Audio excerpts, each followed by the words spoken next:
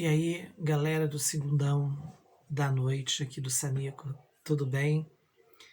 Bem, vamos para a quarta e última semana de atividades do segundo volume da apostila do governo do estado. E nesta semana, nesta quarta e última semana, o assunto é a questão do fim do primeiro reinado e a implantação e os principais acontecimentos que marcaram o período regencial. Nós vimos semana passada que o Dom Pedro, durante o seu governo, ele não se deu muito bem. Ele teve vários problemas, principalmente porque impôs uma constituição que desagradou alguns setores da elite brasileira daquela época, gente. Quem se sentia totalmente desagradado com alguma coisa eram os ricos. Porque o pobre, coitado, ele não sabia ler, ele não sabia escrever, ele não tinha acesso às informações. As informações, quando chegavam à população mais carente e que era analfabeta, era só no boca a boca. E chegavam geralmente as informações, a visão do rico, a opinião do rico. O pobre, ele não tinha nem condições intelectuais de traçar uma opinião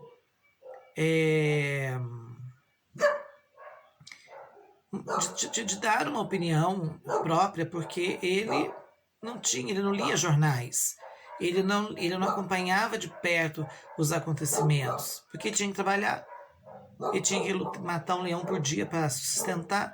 Então, quer dizer, e faltava o estudo, faltava a condição intelectual, base intelectual, para ele refletir, pensar. Muito bem. Então, na página 108 da apostila, ele fala sobre o período regencial. Para quem não se lembra, lá, isso foi estudado no ensino fundamental.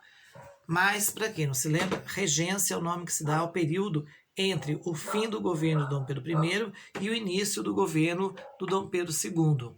A regência, pessoal, é um período aonde... Deixa eu pegar a minha caneta aqui, minha canetinha do poder. Mania, toque. Tem que ter alguma coisa na mão para me falar, porque senão parece que eu fico perdido. Mas aí o que acontece? A regência foi uma fase que vai do final do governo de Dom Pedro I, quando ele parte, quando ele vai embora, ele abandona, ele abdica o trono brasileiro, e a coroação do Dom Pedro II, que se dá antecipadamente através de uma lei que foi criada dizendo que ele não precisava esperar 18 anos para ser coroado, que ele podia ser coroado aos 14 anos. Logo, portanto, por conseguinte, o pessoal batizou essa lei de golpe da maioridade. Mas o Brasil, nesse período da partida do Dom Pedro I à coroação do Dom Pedro II, viveu uma fase que a gente chama de regência. Uma fase muito ruim, um dos piores momentos da história do Brasil. Por que tão ruim assim, professor? Ruim em todos os aspectos, viu, gente? É difícil tirar, sempre tem, mas para você tirar alguma coisa positiva do período regencial, você tem que espremer muito, viu? Sabe aquela laranja seca que não tem caldo? Você tem que fazer uma força imensa para espremer, caso você não esteja um espremedor elétrico. Então, foi mais ou menos, a regência foi mais ou menos assim, uma fartura de problemas e assim uma escassez de coisas boas. Então, se nós formos colocar o período regencial na balança e pesar os prós e os contras, nós vamos chegar à conclusão que esses prós e esses contras, os contras ganham de 7-0, que eu acho que foi a goleada que o Brasil ganhou, levou da Alemanha na Copa de 2014, 7-0, 7-1, não me lembro quanto exatamente, mas que os pontos negativos da regência foram muito grandes, foram intensos. E aí vem a primeira pergunta da atividade 1. A pergunta A diz o seguinte: Por que será que as regências revelaram-se um período turbulento e anárquico? Então, você tem que ler o texto da Regência e a Proclamação da República, tá? É baseado nesse textinho, que está aí na página 108, que você vai começar a responder as letrinhas, as perguntinhas da atividade 1. Então, por que a regência foi um período de turbulência? Tiveram muitas revoltas como a cabanagem, a balaiada, a sabinada, a farroupilha, que foi a mais longa e mais complexa de todas. Todas essas revoltas, elas deixaram o período regencial turbulento, ou seja, agitado, um momento de tensão. E não só as revoltas, as disputas políticas entre os grupos partidários, entre os partidos e os grupos políticos da época, também, porque cada hora mudava. Começou com a regência trina, que eram 3 governando, aí mudaram para a regência una, com um só governando, só um regente, só um administrador, só um governante, enfim, era uma brigaiada, uma confusão. Então, nós não tínhamos uma estabilidade política, era uma coisa que era um Brasil politicamente incerto. Se vivêssemos num mundo globalizado economicamente como nós vivemos hoje, o Brasil estaria numa situação econômica terrível. Por quê? Porque o que garante o sucesso econômico de um país nos tempos atuais é a sua estabilidade política. Saber que eu posso confiar, os investidores saberem que eu posso confiar naquele país, porque o governante está ponta firme. O governante, ele é estável, ele tem governabilidade, ele tem apoio, ele sabe o que faz. Agora, viver num país que está mergulhado numa disputa política, tem revoltas por todos os lados. Se fosse o Brasil, se hoje nós tivéssemos um Brasil igual da regência, vixe, a situação econômica nossa seria caótica. A letra B pergunta: o que você entende pela afirmação de ter sido a regência um ensaio republicano? Porque, na verdade, nós não tivemos um imperador governando o Brasil nessa época. Nós tivemos um regente, que era um político, que não tinha o título de nobreza. Então, durante a regência, na verdade, foi uma experiência republicana, só que não se falava da palavra república, não se cogitava a palavra república. Por quê? Porque nós tínhamos um rei à espera de ser coroado, nós tínhamos um imperador à espera de ser coroado, e que só não tinha sido coroado ainda devido à exigência legal da idade.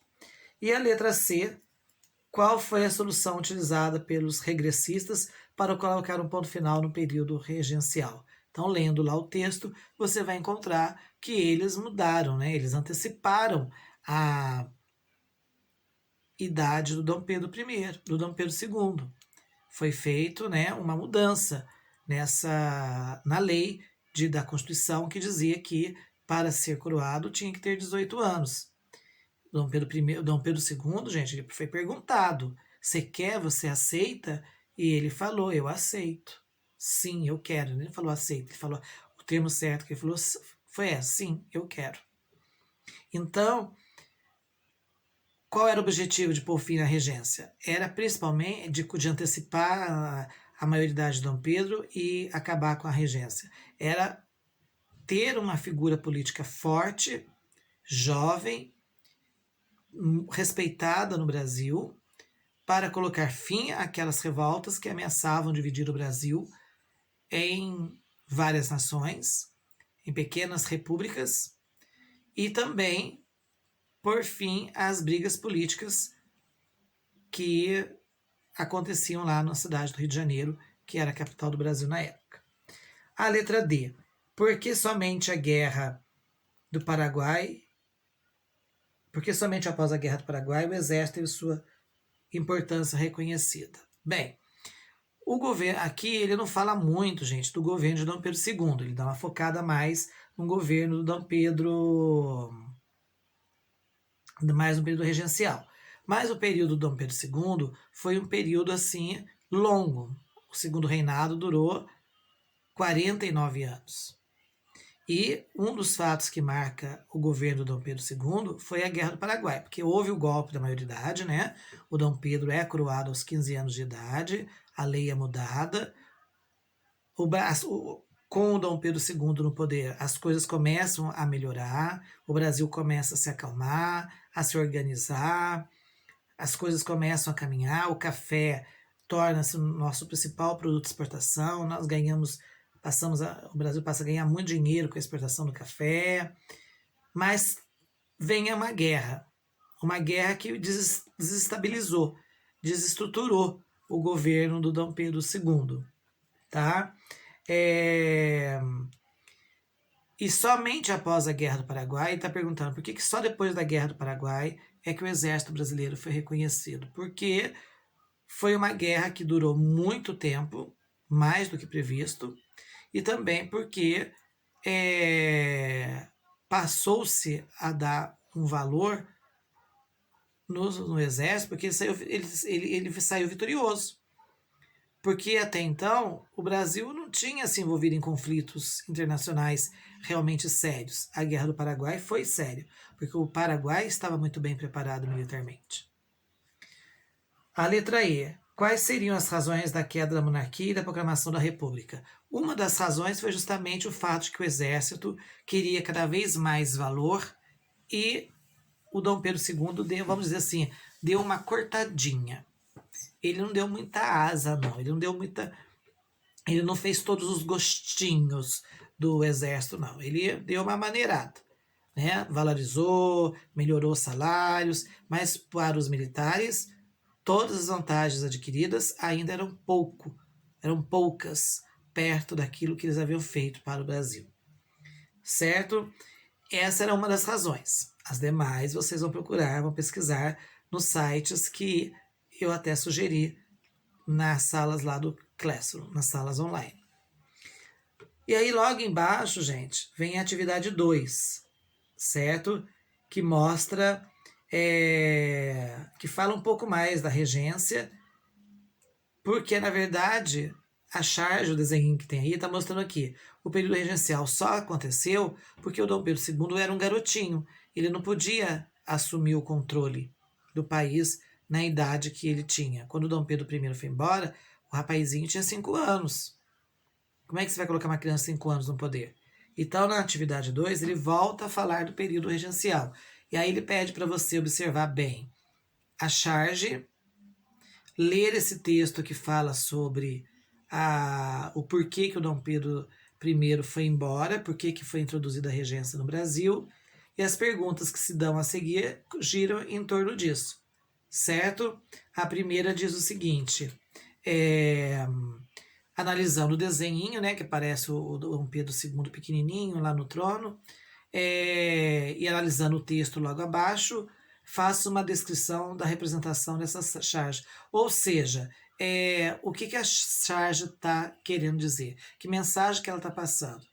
Que o Brasil entrou na fase regencial porque nós tínhamos um herdeiro menor de idade, que não poderia ser coroado naquele momento. E a letra B tem aí 2 escravos carregando um seu senhor, acompanhado de um terceiro escravo, uma criança, com um guarda-chuva, né? Caso chovesse, aí ele teria que abrir para proteger o senhor da chuva.